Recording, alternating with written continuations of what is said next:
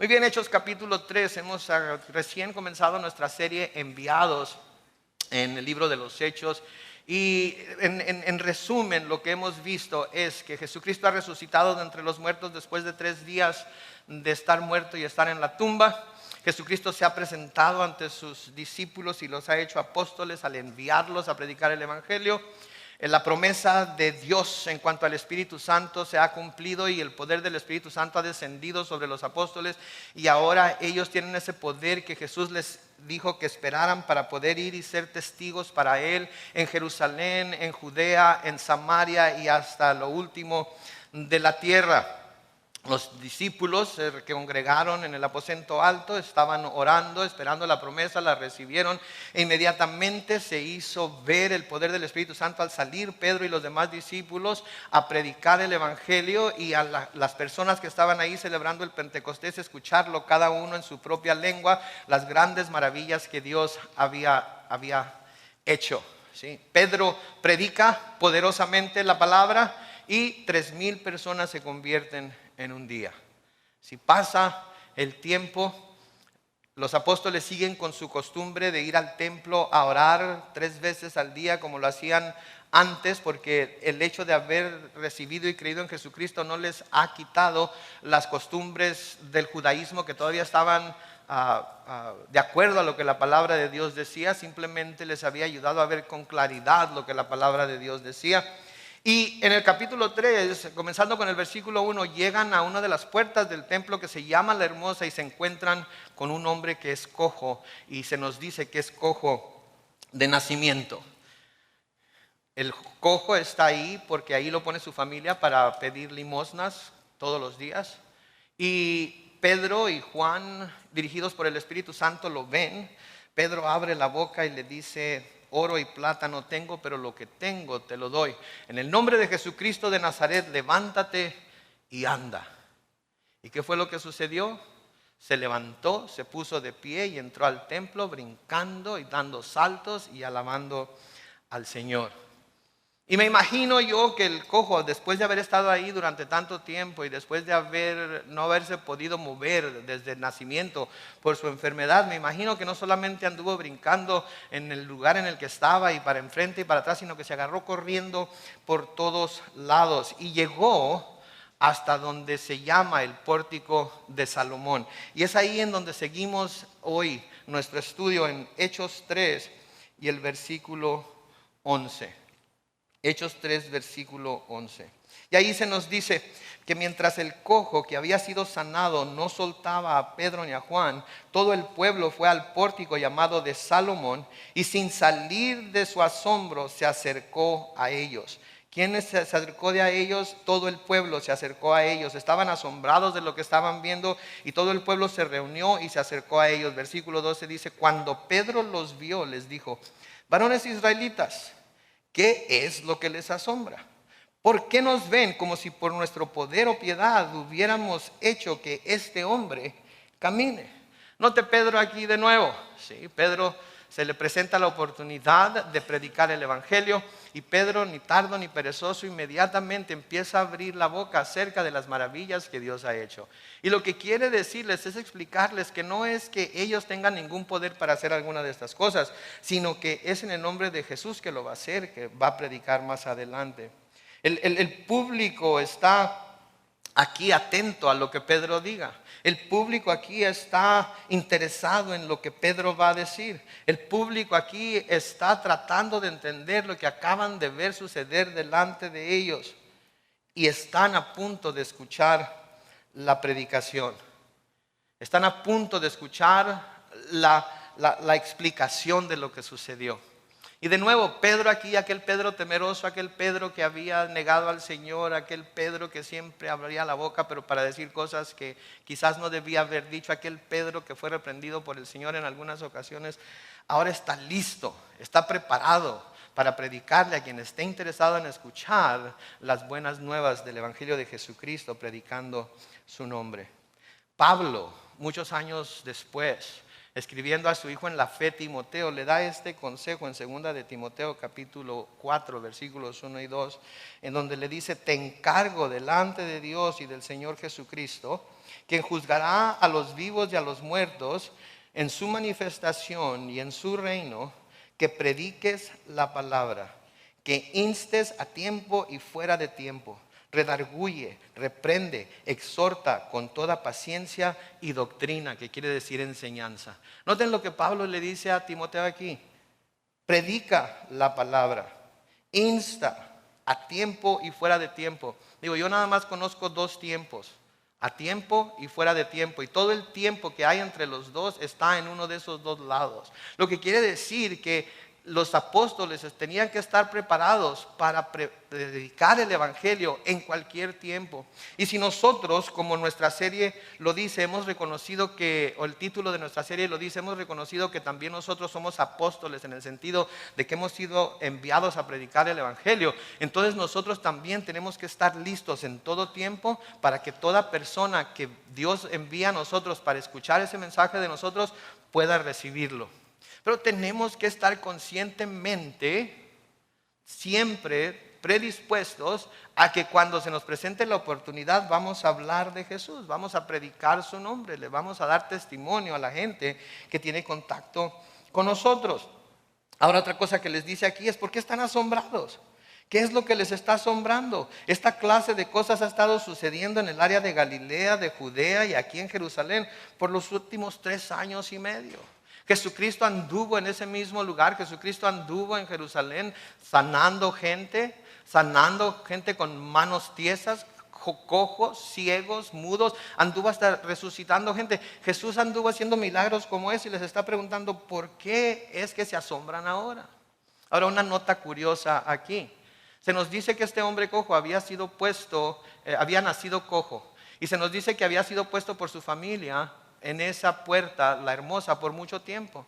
Lo que quiere decir es que Jesús había sin duda entrado por esa puerta cuando menos 2 o 3 veces en sus visitas a Jerusalén, y ese cojo ya estaba ahí. Pero Jesús jamás se acercó a sanar a ese cojo. Y yo creo que la razón por la que eso sucedió no era porque Jesús no quisiera sanarlo, sino porque Jesús sabía que Dios tenía un propósito en la vida de ese cojo, y el propósito en la vida de ese cojo era que el nombre de Jesús fuera glorificado una vez que Jesús ya no estaba ahí, fuera glorificado por medio de los apóstoles, para confirmar que los apóstoles estaban siendo enviados por Él y que el poder que ellos tenían era el poder que Él mismo había manifestado cuando estaba allí en la tierra. Entonces estos hombres están asombrados, los habitantes de Jerusalén están sorprendidos de lo que ha sucedido. ¿Sí? Aunque ellos mismos, sin duda, algunos de ellos habían visto a Jesús obrar ese tipo de milagros antes. Y a menudo creo que nosotros como cristianos también somos culpables de ello, ¿no? Alguien nos dice que alguna de sus oraciones fue contestada y quizás hasta nos dé las gracias por haber orado por ellos, y nos asombramos, ¿verdad? Pero ¿cómo? Y la razón por la que nos asombramos no es porque no creamos que Dios tenga el poder para haber obrado en la vida de esa persona.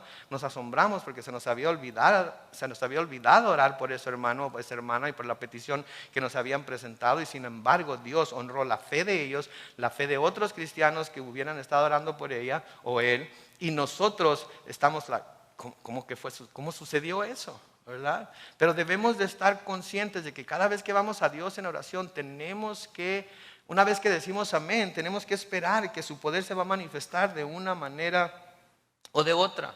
Sí, el viernes andaba caminando alrededor del campo de golf y me encontré a un hermano de la iglesia y nos encontramos así. No lo había visto ahí antes, pero lo miré el viernes y me dijo: qué bueno que te encuentro, por favor ora por mí porque necesito trabajo y para que el Señor me abra la puerta en algún trabajo. Y pues me detuve ahí y oré por él, inclinamos nuestro rostro, oré por él, y él se fue de un lado y yo me fui del otro. Al otro lado del campo de golf nos encontramos de nuevo y me para inmediatamente y me dice: ¿qué crees? No, pues no sé. ¿Qué pasó? Y me dice: ahorita me acaba de hablar cierta persona y me acaba de decir que tiene trabajo para mí. Wow, gloria a Dios, ¿verdad? Pero yo me fui de ahí creyendo que Dios iba a responder. Y él se fue de ahí creyendo que Dios iba a abrir la puerta en algún lugar, y en ese momento se abrió la puerta. ¿Saben qué, mis hermanos? Es lo mismo que tenemos que hacer nosotros. Cuando decimos amén, tenemos que esperar que Dios haga algo. Si bien no sabemos lo que va a hacer, si bien no sabemos cómo es que lo va a hacer, tenemos que esperar que haga algo. Y aquí estos hombres están sorprendidos. Y Pedro, de nuevo dirigiéndose a ellos, les pregunta: ¿por qué nos ven como si por nuestro poder o piedad hubiéramos hecho que este hombre camine? Tenemos que tener muchísimo cuidado de que como cristianos y como personas que oramos por otras personas y que ven el poder de Dios manifestado en su vida, que nunca permitamos que esas personas pongan sus ojos en nosotros como aquellos que tienen el poder para sanar, como aquellos que tienen el poder para hacer algún milagro en su vida. Tenemos que siempre buscar que esas personas pongan sus ojos en el Señor Jesucristo y no en nosotros. Y tenemos que tener también mucho cuidado de que inconscientemente no estemos nosotros haciendo a la gente pensar que el poder está única y exclusivamente en nosotros, como líderes de la iglesia, como pastores de la iglesia, como miembros de la iglesia que tenemos aquí ya algún tiempo. Tenemos que siempre darle el honor, tenemos que siempre darle la honra al Señor, porque es en su poder que nosotros podemos tan siquiera ver que Él se mueve de esa manera. Es su poder que es expuesto, manifestado a través de nosotros, pero no somos nosotros mismos, ¿sí? El escritor de la carta a los Hebreos nos dice en Hebreos 12, 1 y 2 que debemos correr con paciencia la carrera que tenemos por delante, puestos los ojos en Jesús, el autor y consumador de nuestra fe. Tenemos que correr la carrera con paciencia, esa carrera que tenemos por delante. Como cristianos, tenemos que hacerlo como líderes, tenemos que hacerlo como pastores, tenemos que hacerlo como miembros de la iglesia, tenemos que hacerlo todo puesto nuestros ojos en Él, y nunca debemos permitir que nadie ponga sus ojos en nosotros como que nosotros somos la fuente del poder. Pero también debemos tener cuidado de que cuando Dios haga algo por medio de nosotros, de nuevo, no nos promovamos nosotros mismos, ¿sí? Como lo que se hizo se haya logrado porque nosotros tenemos algún don especial o algo. No, cualquier poder o piedad que se manifieste en nosotros es porque Dios ha permitido que así suceda. No es porque nosotros tengamos el poder. Pablo les escribe a los Corintios en 2 de Corintios capítulo 3, versículos 4 y 5. Esta es la confianza que tenemos ante Dios por medio de Cristo. Y no es que nos creamos competentes por nosotros mismos, como si esta competencia nuestra surgiera de nuestra propia capacidad. Nuestra competencia proviene de Dios. Nuestra competencia proviene de Dios, ¿sí? Dios es el que nos da el don, Dios es el que nos da la habilidad, Dios es el que nos da el poder, pero el poder no es nuestro. Hay mucha gente que quiere tomar el poder como si fuera suyo. Yo lo quiero tener para mí mismo.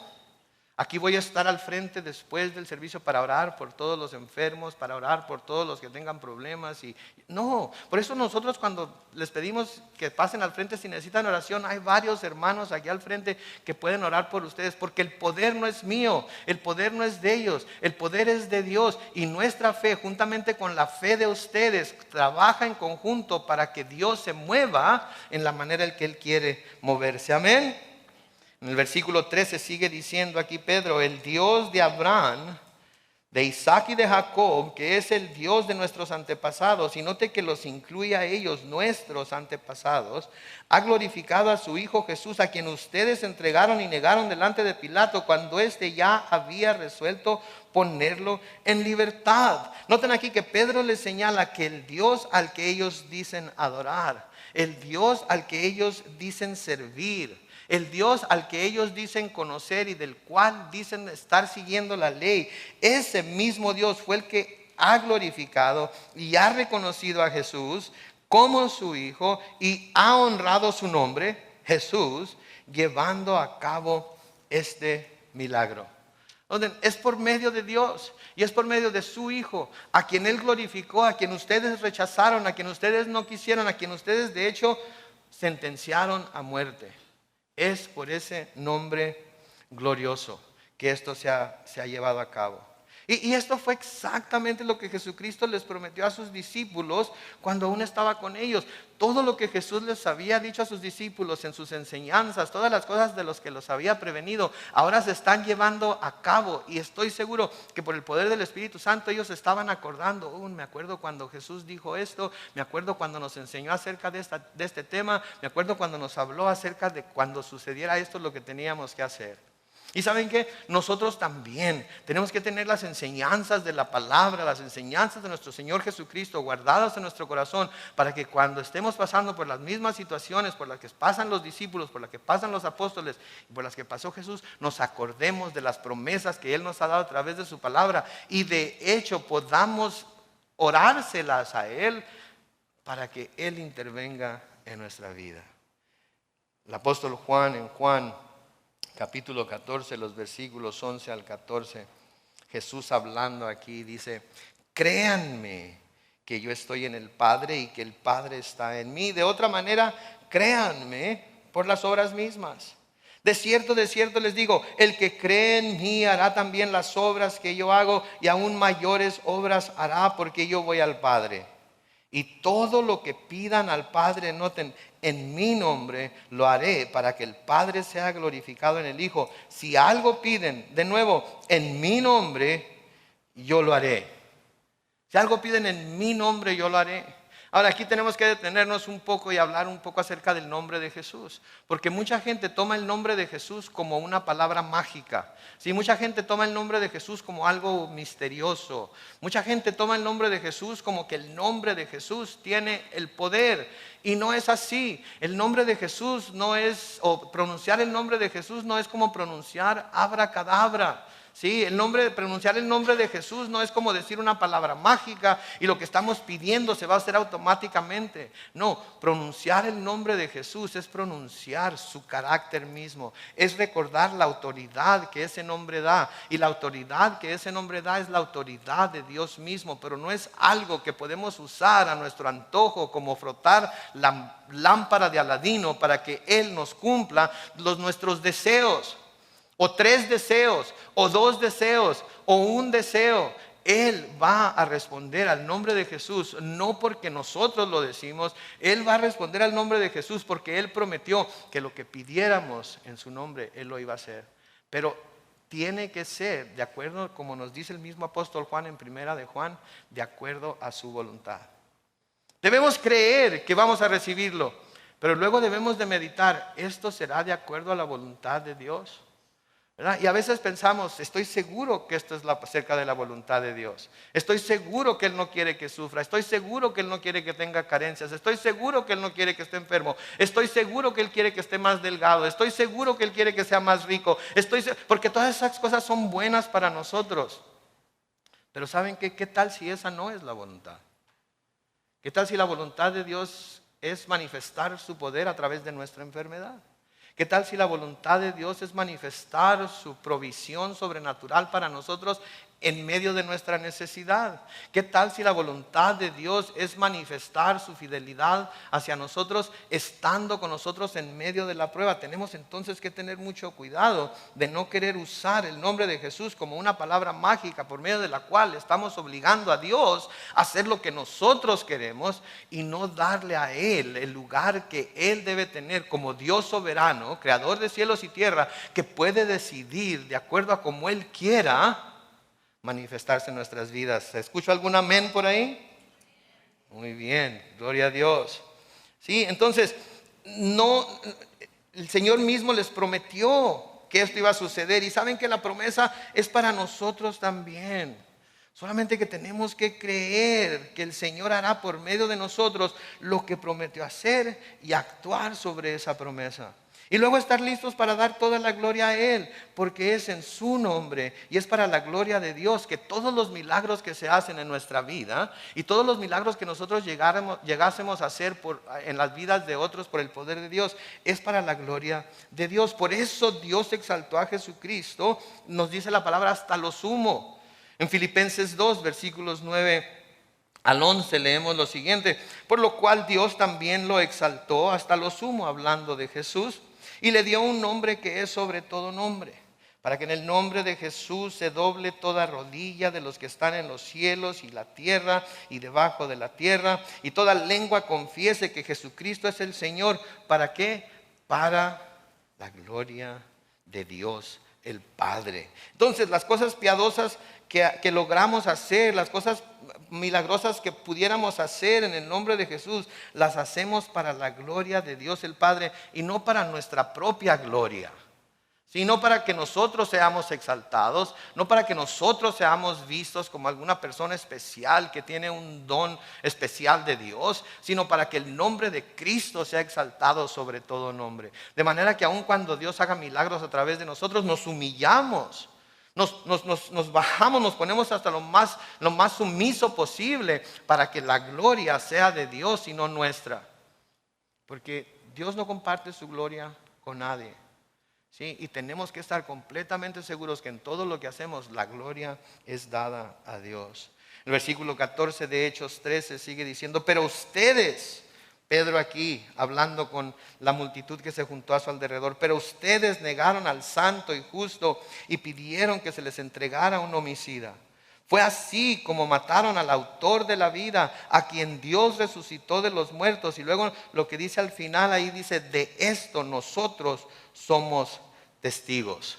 Si Pedro está diciendo, miren, ustedes lo mataron, ustedes lo entregaron a gente malvada, ustedes prefirieron que les soltaran a un homicida, ustedes prefirieron, en lugar de que le soltaran a alguien que había estado haciendo el bien, en lugar de que le soltaran a alguien que había estado bendiciendo al pueblo, que había estado enseñando al pueblo la verdadera manera de acercarse a Dios, ustedes pidieron que le soltaran a un homicida, y nosotros somos testigos de ello, porque nosotros estábamos ahí cuando ustedes gritaron: crucifíquenle.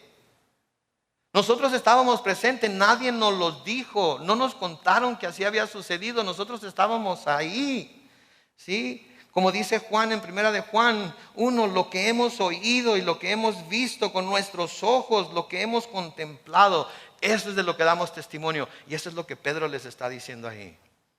Nosotros lo vimos.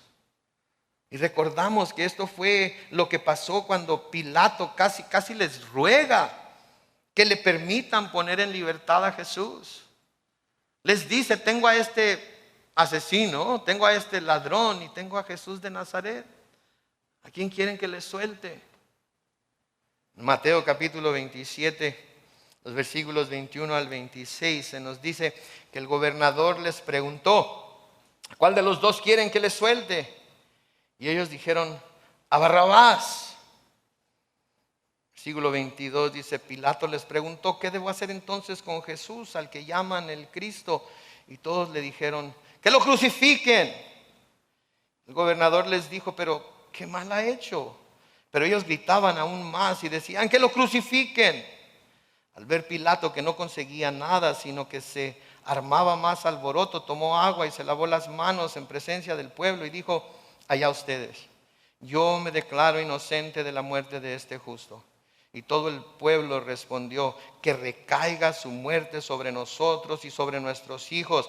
Entonces le soltó a Barrabás, y luego de azotar a Jesús lo entregó para que lo crucificaran. Noten, ellos mismos se condenan a sí mismos al decir que caiga su muerte sobre nosotros. Y no solamente dijeron sobre nosotros, sino que sobre sus propios hijos. ¿Sí? Así de grande era el odio, así de grande era el rechazo, así de serio era el hecho de que no querían que Jesús reinara sobre ellos, que no querían que Jesús fuera su rey. Y saben que Jesús sigue siendo rechazado de la misma manera en nuestros días. Jesús quizás siga siendo rechazado por algunos de ustedes de esa misma manera. ¿Sí? Yo estoy dispuesto a recibir a quien sea. Estoy dispuesto a adoptar las enseñanzas de Confucio, o las enseñanzas de Buda, o las enseñanzas de Joseph Smith, o las enseñanzas de Charles Taze Russell. Yo estoy inclusive dispuesto a recibir y pensar en la posibilidad de que las enseñanzas de Darwin sean ciertas. Pero en lo que concierne a Jesús no quiero tener nada que ver con Él. En lo que concierne a Jesús ya ni me hables de ese nombre. En lo que concierne a Jesús no quiero que me digas más. No quiero ni siquiera explorar la posibilidad de que sea quien dijo ser. No quiero ni siquiera explorar la posibilidad de que en realidad en Él tenga salvación eterna. No quiero ni siquiera explorar la posibilidad de convertirme en cristiano y tener que seguir a un hombre como Jesús. Todavía hay gente que lo rechaza de esa manera. Y saben que no solamente se están condenando a sí mismos, sino que están también abriendo la puerta para que sus propios hijos se condenen. Aunque cada uno va a tener que tomar su propia decisión al ver que aquellos a quienes tienen la mayor influencia sobre ellos rechazan a Jesús. Convierten en probabilidades las posibilidades de que ellos también lo rechazan. ¿Saben qué? Aquí estos hombres que estaban ahí juntamente con los líderes que vamos a ver más adelante, ellos dijeron: crucifícalo y que caiga su muerte sobre nosotros. Y ahora Pedro, inspirado por el Espíritu Santo, está aquí diciéndoles: nosotros lo vimos, nosotros lo escuchamos. No les estoy diciendo nada que ustedes mismos, que no haya salido de su propia boca, ¿sí? ¿Se acuerdan de aquel dicho mexicano que dice: el pez por su boca muere? ¿Sí? Aquí estos hombres también su propia boca los está ahora, sus propias palabras, lo que dijeron en aquel día, ahora los está condenando. Ahora está Pedro presentándoselo como aquello que ellos mismos dijeron. No les está tratando de condenar porque él quiere condenarlos. Al contrario, está tratando de que se den cuenta del grave error que cometieron y que abran la puerta a la posibilidad de recibir ahora a Jesús y salvarse de esa condenación que ellos mismos pronunciaron sobre sus propias vidas. Porque eran tal para cual. Ellos eran asesinos, así que pidieron que les pusieran en libertad al asesino. Ellos eran de su padre el diablo, como Jesús les dijo. ¿Se acuerdan? Ustedes les dijo: ustedes son de su padre el diablo, porque el diablo es mentiroso desde el principio. El diablo es un asesino desde el principio. Y ustedes son igual que él. Así es que tal para cual. Versículo 16, sigue Pedro aquí predicando y dice: y por la fe en su nombre, hablando de Jesús, a este hombre que ustedes ven y conocen. Noten que dice que ustedes ven y conocen, ustedes saben quién es, ustedes lo han visto aquí por largo tiempo. Dios lo ha restablecido. Por la fe en Jesús, Dios lo ha sanado completamente en presencia de ustedes. Noten, Dios lo ha restablecido por la fe en Jesús. Dios lo ha sanado. No somos nosotros, es Dios. ¿Y lo hizo por qué? Por la fe. Por la fe. Pero la pregunta luego surge: ¿la fe de quién? ¿Del cojo? ¿La fe de Pedro y de Juan? ¿Saben qué? Permítanme sugerirles que fue la fe de los tres. La fe tuvo que actuar junta, cada uno haciendo lo que el Señor les estaba dirigiendo a hacer y les estaba dando oportunidad de hacer para que este milagro se llevara a cabo. Pedro tuvo que tener fe para detenerse y creer que el Espíritu Santo lo estaba dirigiendo a hacer lo que pasó por su mente hacer. Sí, Pedro tuvo que tener la fe para decir: ok, este deseo de dar algo a este hombre que necesita, que es su sanidad, no puede venir de mí. Y se detuvo para darle lo único que tenía, que era sanidad en el nombre de Jesús. Juan tuvo que tener la fe para quedarse ahí con Pedro mientras escuchó sus palabras llenas de confianza y de nuevo. Juan hubiera podido decir: Pedro, la está regando, porque ¿qué tal si no se levanta? ¿Qué tal si no sana? No, tuvo que quedarse allí con Pedro, escuchando lo que Pedro estaba haciendo. Y el hombre tuvo que tener fe para creer que al afianzarse sobre sus tobillos, estos le iban a responder e iban a poder sostenerlo. Los tres tuvieron que tener cierta cantidad de fe. La fe de los tres tuvo que obrar junta para que esto pudiera llevarse a cabo. Noten de nuevo lo que dice el versículo 7 y 8 de Hechos 3. Dice: y tomándolo de la mano derecha, lo levantó, y al momento se le afirmaron los pies y los tobillos. Y el cojo, noten, se puso de pie de un salto y se echó a andar. Y luego entró con ellos en el templo mientras saltaba y alababa a Dios. El cojo tuvo que creer que cuando Pedro lo tomó de la mano y trató de levantarlo, si él se levantaba, sus tobillos iban a ser lo suficientemente fuertes para sostenerlos. Entonces Pedro tuvo que tener fe. Juan tuvo que tener fe. El cojo tuvo que tener fe. Y cuando usted viene a pedir oración aquí a alguno de los ancianos, a alguno de los pastores, usted tiene que venir con fe. ¿Sí? No puede venir pensando, pues voy a ir con el pastor, porque a lo mejor si él ora, entonces sí va Dios a darme lo que le he estado pidiendo. No, tiene que venir usted también con su propia fe. ¿Sí? Y unida con la fe de oración del pastor o del anciano o del hermano o de la hermana que está orando con y por usted, entonces el poder de Dios es desatado y el poder de Dios se manifiesta en usted y en la situación por la que está orando. Y se manifiesta no solamente en que lo que está pidiendo se cumpla, sino que también se manifiesta cuando usted recibe paz en su corazón a pesar de que Dios no contesta como usted quiere. Usted recibe confianza en su corazón a pesar de que las cosas no resultan como usted esperaba. Y reconoce a Dios como aquel que puede y quiere, pero lo va a hacer a su tiempo, como Él quiera, y de una forma que no va a haber duda en que fue por medio de Él. Amén. Versículo 17 sigue diciendo: hermanos, yo sé que tanto ustedes como sus gobernantes lo negaron por ignorancia. Pedro les dice al pueblo: yo sé que lo que hicieron tanto ustedes como aquellos gobernantes, aquellos sacerdotes, aquellos principales que estaban con ustedes diciendo estas mismas palabras e instándolos a ustedes a decir estas palabras, yo sé que lo hicieron por ignorancia. No sabían lo que estaban haciendo. Estaban completamente equivocados, no sabían de lo que estaban hablando, no se daban cuenta de las palabras que estaban diciendo. ¿Se acuerdan ustedes cuando estaba Jesús sobre la cruz? En sus palabras que dijo, en las oraciones que hizo al Padre, ¿se acuerdan de aquella oración por la que pidió al Padre para los que lo habían puesto ahí? ¿Qué fue lo que le pidió para ellos? Le pidió perdón para ellos. Le pidió que los perdonara. ¿Por qué? Porque no sabían lo que estaban haciendo. Esas son las palabras de Jesús en Lucas 23:34. Padre, perdónalos, porque no saben lo que hacen. Ahí estaban esos hombres burlándose de él. Ahí estaban esos hombres gritándole, diciéndole: si eres el Hijo de Dios, bájate de la cruz. Cuando dijo Eloí, Eloí, lama sabactani, algunos preguntaron: ¿está llamando Elías? Y algunos dijeron: shh, cállense. Vamos a ver si quizás Elías viene y lo baja de la cruz. Burlándose de él, mofándose de él. A otros salvaste, sálvate tú mismo. Y el Señor Jesús, lleno de compasión, dice: Padre, perdónalos porque no saben lo que hacen. ¿Saben qué? Algo que haríamos bien en recordar cuando nosotros nos sentimos ofendidos por otros.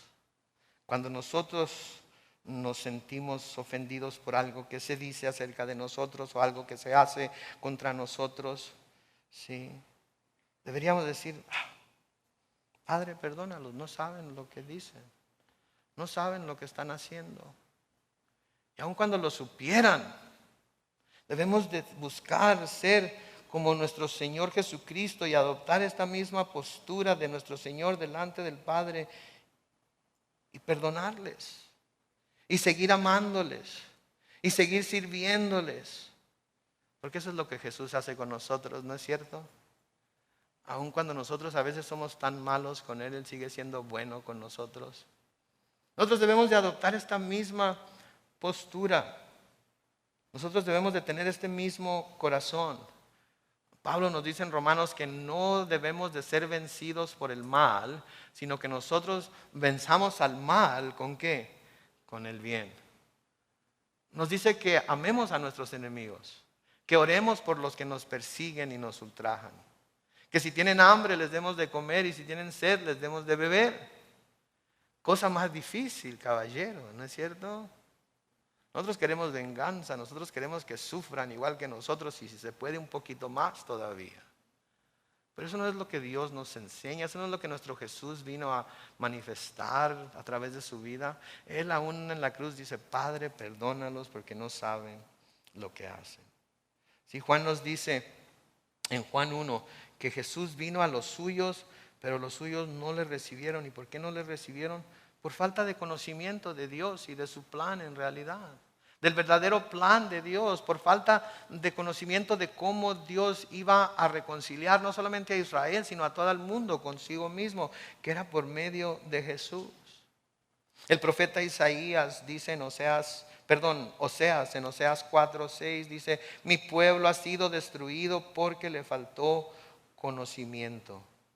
Puesto que tú desechaste el conocimiento. Saben, que no desechemos el conocimiento, que no nos falte el conocimiento acerca de Dios, de quién es Dios, de cómo opera Dios, de cuál es su manera de manifestar su poder a través de nosotros y en nosotros. Tenemos la palabra de Dios, tenemos todo el consejo de Dios. No hay razón para que ninguno de nosotros perezca por falta de conocimiento. Dios nos ha dado todo lo que necesitamos en su palabra para poder vivir una vida piadosa, para poder vivir una vida que le complace a Él, para poder vivir una vida en la que su poder se ha manifestado a través de nosotros. Y no podamos a poder llegar al cielo y decir, Señor, es que no sabía. Porque si no sabemos es simplemente porque no tenemos la palabra guardada en nuestro corazón. Pero ahora estos hombres que habían sido ignorantes, ahora estas personas que no habían sabido lo que habían hecho, ahora ya no iban a tener excusa. Porque Cristo les estaba siendo predicado y pronto tendrían que tomar una decisión.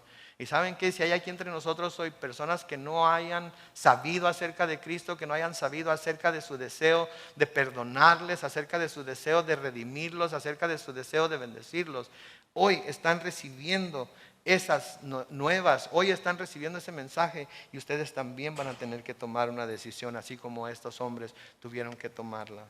Sigue diciendo el versículo 18. Pero Dios cumplió de esta manera lo que ya había anunciado por medio de todos sus profetas, es decir, que su Cristo tenía que padecer. Por lo tanto, arrepiéntanse y vuélvanse a Dios para que sus pecados les sean perdonados y Dios haga venir sobre ustedes tiempos de alivio y les envía a Cristo Jesús que ya les fue anunciado. Noten, ¿sí? Les dice arrepiéntanse. Recuerden, ustedes han leído los profetas, todo lo que dijeron acerca del Cristo que tenía que padecer fue cierto. Vuelvan a leer Isaías capítulo 53 y van a ver que así fue como Dios lo determinó. Y porque todo se está cumpliendo como Dios lo determinó, entonces ustedes deben de arrepentirse, deben de volverse a Dios. Arrepentirse quiere decir darse vuelta. Dejar la dirección en la que están yendo y volverse a Dios. Si iban hacia el norte, dense un giro de 180 grados y ahora vayan hacia el sur. Porque yendo hacia el norte lo único que van a recibir va a ser condenación. Pero si se dan esa vuelta de 180 grados y se dirigen en dirección opuesta hacia el sur, van a recibir entonces el perdón de sus pecados. ¿Sí? Y Dios va a hacer venir sobre ustedes tiempos de alivio. Y les va a enviar a Cristo Jesús que ya les fue anunciado. Noten una observación aquí. Noten que aquí no dice crean o arrepiéntanse y vuélvanse a Dios cada uno y bautícese en el nombre de Jesús, como lo dice en el capítulo 2 y el versículo 38. Sí, porque de nuevo les recuerdo que mucha gente cuando lee el versículo 2, el capítulo 2, versículo 38, automáticamente dice que el bautismo es necesario para la salvación. Y aquí de nuevo vemos que no es necesario que la persona sea bautizada para ser salvo. Es necesario arrepentirse, es necesario dejar a un lado el pecado, es necesario creer en Jesús. Y luego se bautiza uno como un testimonio, ¿sí?, de lo que Dios ha hecho ya en nuestro corazón. ¿Y qué es el arrepentimiento? El arrepentimiento de nuevo es ir en dirección opuesta a donde vamos ahorita. No es remordimiento, no es sentir tristeza por todas las cosas malas que he hecho, no es sentir remordimiento por las cosas malas que he hecho. El arrepentimiento es un cambio que hay en mi vida, en mi corazón, y ahora vivo mi vida de una manera completamente diferente a como la vivía antes de venir a Cristo. Y luego noten que dice, para que sus pecados sean perdonados. En la versión Reina Valera 60 dice sean borrados. Porque ¿saben qué? Hasta que Cristo murió en la cruz, los pecados solo eran cubiertos por la sangre de los becerros y los machos cabríos que se sacrificaban, pero los pecados no eran perdonados o borrados. Solamente se cubrían y se cubrían por un año nada más. Y al año después tenía que presentarse otro sacrificio para que los pecados de ese año pudieran ser cubiertos también. Lean conmigo lo que dice Hebreos capítulo 10 versículos 1 al 4, en donde dice: la ley es apenas el contorno o la sombra de los bienes venideros y no su imagen real. Por eso jamás podrá hacer perfectos a los que cada año se acercan a Dios para ofrecer los mismos sacrificios. Si en realidad pudiera, entonces los que rinden este culto, una vez limpios, dejarían de ofrecerlos, pues ya no tendrían más conciencia de pecado. Pero con estos sacrificios cada año se hace memoria de los pecados, porque la sangre de los toros y de los machos cabríos no puede quitar los pecados. O sea, todos los sacrificios que los judíos presentaban no servían de nada para borrar el pecado. No servían de nada para perdonar su pecado. Simplemente cubrían el pecado. Pero no era perdonado, no era quitado el pecado. La sangre de Jesús viene y borra el pecado. Es como si nunca hubiéramos pecado. No hay pecado en nosotros. Cuando Dios nos ve a nosotros en Cristo Jesús, no ve pecado. Ve la pureza, la justicia, la bondad, la perfección de su Hijo Jesús. Pero tenemos que estar en Jesús. Y si no estamos en Jesús, lo único que Dios ve es nuestro pecado. Tenemos que encontrarnos en Jesús. De nuevo en Hebreos 10, pero ahora los versículos 14 al 25 dice: Él, hablando de Jesús, por medio de una sola ofrenda hizo perfectos para siempre a los santificados, que somos los que hemos creído en Él. De esto nos da testimonio el Espíritu Santo, pues primero dice: el Señor ha dicho, este es el pacto que haré con ellos después de aquellos días. Pondré mis leyes en su corazón, que es lo que estamos haciendo ahorita al estudiar su palabra, y las escribiré en su mente, que es lo que el Espíritu Santo está haciendo cuando nosotros nos memorizamos la palabra de Dios. Versículo 17 dice, y luego añade: y nunca más me acordaré de sus pecados y transgresiones. ¿Saben que nosotros constantemente nos acordamos de nuestros pecados y transgresiones? Otras personas constantemente nos recuerdan de nuestros pecados y transgresiones. Pero Dios, una vez que nos volvemos a Cristo, nunca se acuerda de nuevo de nuestros pecados y transgresiones. Hemos sido justificados en Cristo y Dios ya no nos ve como esos hombres y mujeres pecaminosos, sino que nos ve como aquellos que hemos sido justificados en Cristo. Amén. En el versículo 18 sigue diciendo: cuando los pecados ya han sido perdonados, no hay más necesidad de presentar ofrendas por el pecado. Hermanos, puesto que con toda libertad podemos entrar en el lugar santísimo por la sangre de Jesucristo, por el camino nuevo y vivo que Él nos abrió a través del velo, es decir, de su propio cuerpo. Y puesto que tenemos un gran sumo sacerdote al frente de la casa de Dios, acerquémonos con un corazón sincero y con la plena seguridad de la fe, con el corazón purificado de una mala conciencia y con el cuerpo lavado en agua pura. Mantengámonos firmes y sin fluctuar la esperanza que profesamos, porque fiel es el que prometió. Tengámonos en cuenta unos a otros a fin de estimularnos al amor y a las buenas obras. No dejemos de congregarnos como es la costumbre de algunos, sino animémonos unos a otros, y con más razón ahora que vemos que aquel día se acerca. ¿Saben que por eso es necesario esto? Por eso nos reunimos aquí, por eso abrimos la palabra, para ser recordados por medio de ella y por el poder del Espíritu Santo, que los que hemos recibido a Cristo somos salvos de la condenación eterna, y que no importa qué está sucediendo en nuestras vidas, no importa que sintamos que estamos perdiendo el control, Dios todavía tiene todo control sobre nuestras vidas y sobre lo que está sucediendo, y que en Él tenemos esperanza para la vida que nos queda aquí y para la vida venidera. Por eso nos reunimos aquí. No es simplemente para cantar unos cantos, no es simplemente para escucharme a mí. Yo sé que a veces me paso de aburrido y todo lo demás. Se trata de Él, de poner nuestros ojos en Él nuevamente y salir de aquí confiados en que en Él hemos sido perdonados y en Él tenemos asegurado el cielo. Podemos salir de aquí llenos de gozo a lo que sigue en este día y en nuestras vidas. Y luego dice que cuando ellos hagan eso, cuando crean en Él, van a venir tiempos de alivio, o sea, de refrigerio y consuelo.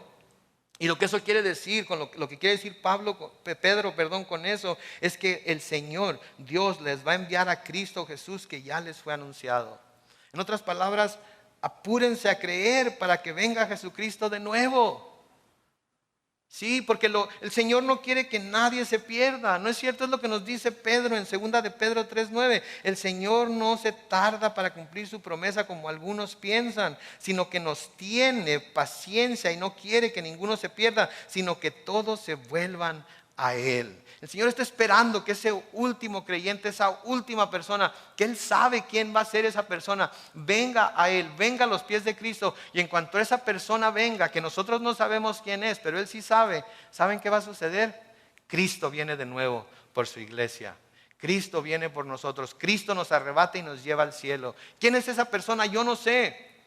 Pero quizás vaya a ser alguien que Dios va a poner en mi camino esta semana para que le hable del Evangelio. Y quizás en cuanto esa persona diga, sí lo acepto, ¡pum!, desaparecemos los dos y nos vamos al cielo y allá los veo cuando lleguen.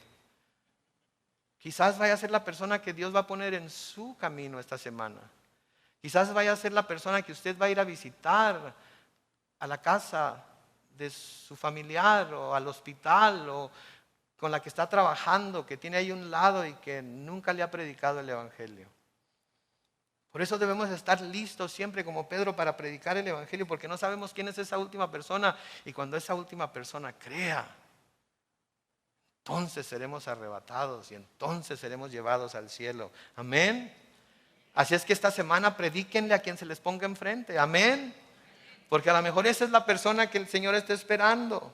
Versículo 21 de Hechos 3 sigue diciendo: es necesario que el cielo reciba a Jesús hasta el momento en que todas las cosas sean restauradas, lo cual Dios ya ha anunciado desde los tiempos antiguos por medio de sus santos profetas. Porque Moisés dijo: el Señor su Dios les levantará un profeta de entre sus hermanos, como me levantó a mí. Ustedes deben de atender a todo lo que él diga. Todo aquel que no escucha a ese profeta será eliminado del pueblo. Moisés estaba hablando de Jesús. Moisés estaba hablando de un libertador. ¿Sí? Dios había llamado a Moisés para libertar al pueblo judío de la esclavitud en Egipto. Y ese profeta del cual les habló era Jesucristo, que iba a venir a liberar no solamente al pueblo judío, sino a todo el mundo de la esclavitud al pecado. Pero es solamente en Él, y es solamente por Él, porque todo aquel que no escucha a ese profeta, nos dice la palabra aquí, será eliminado del pueblo. De hecho, juntamente con el versículo más aprendido de toda la Biblia, que es Juan 3:16, también está ahí los versículos 17 y 18, y mucha gente predica Juan 3:16, pero se quedan ahí y no predican los otros dos. Es necesario 17 y 18 juntamente con el 16 para que la gente entienda la seriedad de lo que se le está diciendo. Lean conmigo.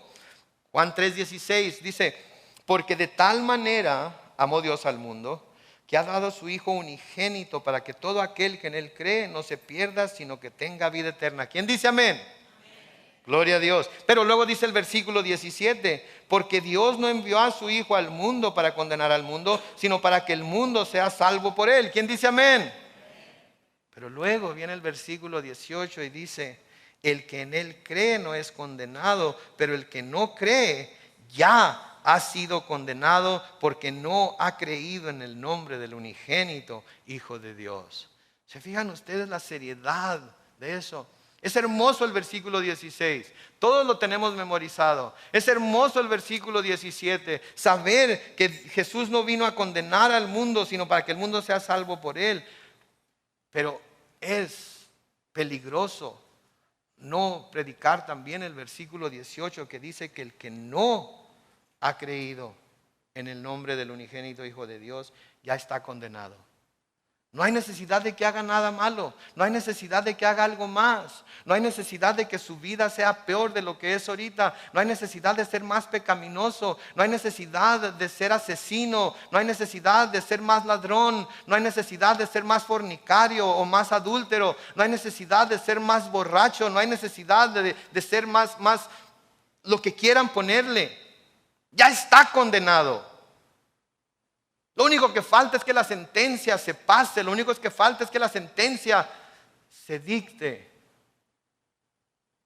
Y juntamente con él, de tal manera amó Dios al mundo, tenemos que decir, pero el que no crea ya está condenado. ¿Quién eres tú esta mañana? ¿El que ha creído o el que está condenado? ¿En dónde está tu corazón esta mañana? ¿En la vida eterna o en el infierno? Porque lo único que falta es que vayamos al lugar en donde debemos estar cada quien. ¿En qué sección vas a estar tú? ¿En la sección donde hay aire puro, donde hay vida eterna, donde hay toda cosa buena? ¿O en la sección en donde van todos los incrédulos? Porque eso es lo que se les está presentando aquí a estos hombres. Y tienen que hacer una decisión. Noten en el versículo 24 de Hechos 3 sigue diciendo, porque todos los profetas a partir de Samuel han hablado de estos días y los han anunciado. Ustedes son los descendientes de los profetas, son herederos del pacto que Dios hizo con nuestros antepasados cuando les prometió a Abraham, en tu simiente serán bendecidas todas las naciones de la tierra. Cuando Dios resucitó a su Hijo, en primer lugar lo envió a ustedes para bendecirlos, para que cada uno de ustedes se convierta de su maldad. Noten, lo envió a ustedes, lo envió a los judíos primeramente, porque ustedes son los herederos de la promesa. Lo envió a ustedes porque ustedes eran los que tenían que recibirlo primero y darles la oportunidad de rechazarlo para luego enviarlo y predicarlo entre los gentiles. Pero ustedes tenían que recibirlo primero. Romanos 1, versículos 16 y 17 nos dice, no me avergüenzo del evangelio, porque es poder de Dios para la salvación de todo aquel que cree, en primer lugar para los judíos y también para los que no lo son judíos. Versículo 17, porque en el evangelio se revela la justicia de Dios, que de principio a fin es por medio de la fe, tal como está escrito, el justo por la fe vivirá. ¿Sí? El evangelio de Jesucristo es el poder de Dios para salvación de todos, no de unos cuantos, de todos. ¿Y por qué lo envió? Para bendecirlos. Dios no tiene sino buenas cosas para aquellos que creen en su Hijo Jesucristo. Aunque hay veces que a nosotros no nos parece que las cosas que Dios deja que vengan a nuestra vida sean buenas, tenemos que recordar que Dios nada más tiene cosas buenas para nosotros y que todas las cosas obran para bien de aquellos que aman a Dios y son llamados de acuerdo a su propósito, aun las que nosotros consideramos malas, aun las que nosotros consideramos difíciles, todas obran para bien. Aun las pruebas, aun las persecuciones, todas obran para bien. Aun las enfermedades, la pobreza, las carencias que tenemos, las decepciones y sufrimientos por los que pasamos, todas obran para bien y nos hacen mejores personas de lo que somos y permiten que pongamos nuestra fe y confianza en Dios y que le demos la oportunidad de manifestarse poderoso a nuestro favor. Amén. El profeta Jeremías escribe en Jeremías 29 y el versículo 11, inspirado por el Espíritu Santo, solo yo sé los planes que tengo para ustedes. Son planes para su bien y no para su mal, para que tengan un futuro lleno de esperanza. Palabra del Señor. Esto fue dicho al pueblo judío, a los hijos de Abraham. Pero acuérdense que nosotros hemos sido adoptados por medio de Jesucristo en la familia de Abraham. Si en verdad hemos creído en Jesucristo, y esa promesa también la podemos, es una de esas promesas que podemos aplicar a nosotros mismos. Romanos 8, versículos 31 y 32 dice, ¿qué más podemos decir? Que si Dios está a nuestro favor, nadie podrá estar en contra de nosotros. ¿Quién dice amén? El que no escatimó a su propio Hijo, sino que lo entregó por todos nosotros, ¿cómo no nos dará también con Él todas las cosas? Fíjense ustedes, no escatimó a su propio Hijo. ¿Cuántos de ustedes escatimarían a uno de sus hijos? ¿No dejarían que uno de sus hijos pagara por el pecado de otra persona? Ninguno dejaríamos que eso sucediera. Preferiríamos hacerlo nosotros mismos que hacerlo, dejar que nuestros hijos lo hagan. Dios el Padre no escatimó a su propio Hijo. Y pensamos que Él nos va a negar algo cuando se lo pedimos en su nombre, si es de acuerdo a su voluntad. No, no, la prueba más grande de que Dios tiene buenos planes para nosotros es la muerte y resurrección de su Hijo Jesús. Y si nosotros hemos puesto nuestra fe en Él, significa que esos planes son también para nosotros. Y noten también lo que sigue diciendo, para que cada uno de ustedes se convierta de su maldad. De nuevo, vemos que la salvación es ofrecida a todos, pero es la responsabilidad de cada uno recibirla o no. ¿Se acuerdan lo que leímos en Hechos 2:21, que también lo escribe Pablo en Romanos 10:13? Dice, y todo el que invoque el nombre del Señor, ¿qué dice? Será salvo. Todo el que lo invoque, pero tiene que invocarlo. Tiene que invocarlo. ¿Saben qué, mis hermanos? En esta mañana el Señor está aquí otra vez. Y su Espíritu Santo está aquí, tocando nuestros corazones. Ya sea para llamarnos a salvación o para confirmar nuestra salvación. Ya sea para llamarnos al arrepentimiento o para confirmar que somos salvos. Ya sea para redarguir y hacernos sentir convicción, no condenación, convicción por nuestra manera de actuar, o para confirmar en nuestro corazón de que podemos estar seguros de su promesa. Cualquiera que sea el caso, hoy, si escuchan su voz, no sean rebeldes en contra de Él.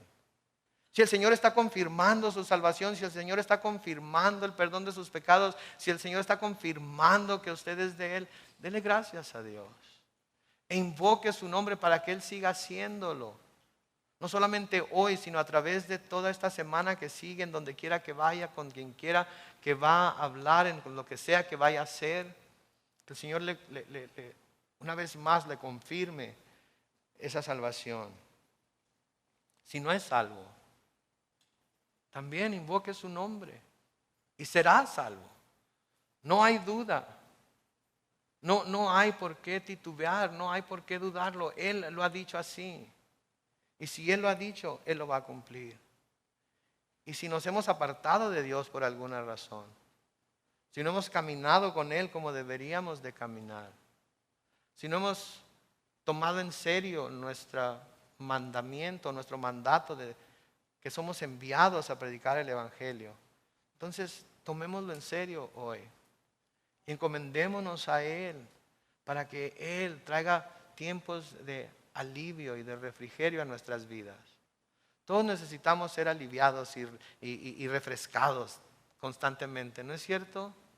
Todos necesitamos esa nueva fortaleza, necesitamos que el Señor confirme en nuestros corazones lo que Él ha dicho que ha hecho en nuestra vida. Entonces hagámoslo. Eso es lo que estamos tratando de hacer aquí. Por eso nos reunimos de nuevo, para estimularnos el uno al otro al amor y las buenas obras, para recordarnos el uno al otro que en Cristo somos salvos y en Él tenemos la seguridad de salvación.